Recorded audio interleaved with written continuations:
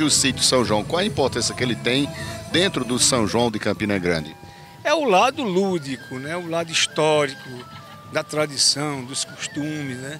Eu diria que o sítio São João são as passadas dos nossos avós, que nós estamos querendo resgatá-las, né? Seguindo na mesma direção do que eles fizeram na época, né? Sobreviver às intempéries do tempo, né? Da falta de tecnologia, enfim.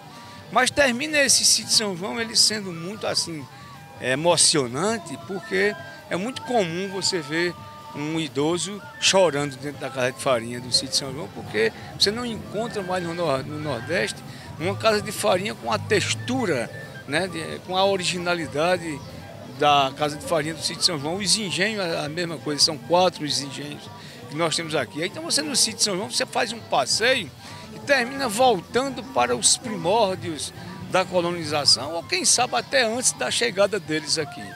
Porque o Brasil já existia, já tinha os seus moradores, os seus donos, que eram os índios, né? Quando os colonizadores chegaram no Brasil, nós tínhamos aí mais de 5 milhões de índios, de tribos, de várias etnias, mas que já faziam farinha, já fazia beiju, já tinha a indústria. Então eu quero dizer com isso que a primeira indústria do Brasil é a indústria farinácea. Que a primeira indústria do Brasil não foi o engenho da cana-de-açúcar, foi a farinha.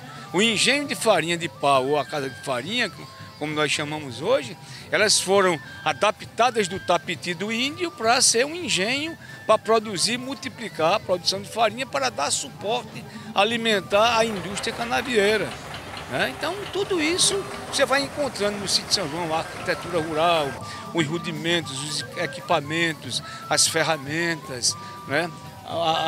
As mobílias, os utensílios domésticos. Então, aí você vai caminhando e termina andando. O sítio São João, na sua singeleza, ele é um pedaço do Brasil, né? O Brasil que começou no Nordeste. Aí não entra nada de xenofobia. Desculpem-nos todos os nossos irmãos brasileiros de outros estados do Sul, né, do Centro-Oeste. O Brasil começou no Nordeste. Então aqui no Nordeste se desenvolveu e o Brasil se tornou o Brasil de hoje, da internet. Mas só que antes da internet você não tinha nem o rádio, você não tinha nem a máquina fotográfica para revelar. Você tinha o foto mochila, o foto lambe-lambe, a tipografia de cordel. Tudo isso você vai encontrar aqui no sítio São João. Você vai encontrar os desfibradores do sisal, não, porque o sisal é coisa nova no Brasil.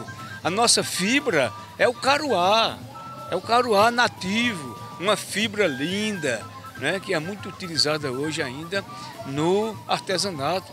Mas tinha as maquininhas primitivas, os engenhozinhos, né, com as laminazinhas, que era manual. Aí você vai andando, você encontra o depósito de Mangaio, você encontra aqui a primeira indústria do mundo. É curioso, mas a primeira indústria do mundo é a casa do ferreiro, com o seu fole, a sua forja, né?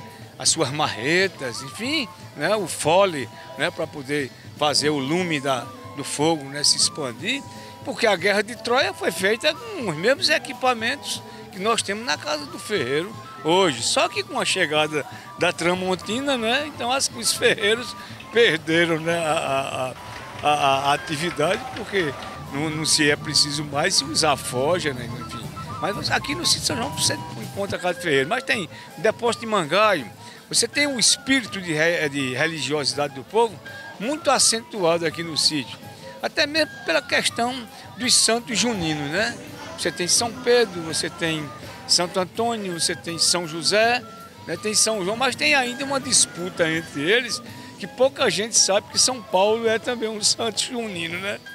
Então são muitas curiosidades que você vai encontrar. Aqui no sítio São João, você assiste às farinhadas, você assiste o processamento da cana-de-açúcar para fazer a rapadura e a cachaça. Isso tudo da forma mais original possível. E depois, para completar esse conjunto, aí você tem a musicalidade, você tem o shot, o baião, o chachado.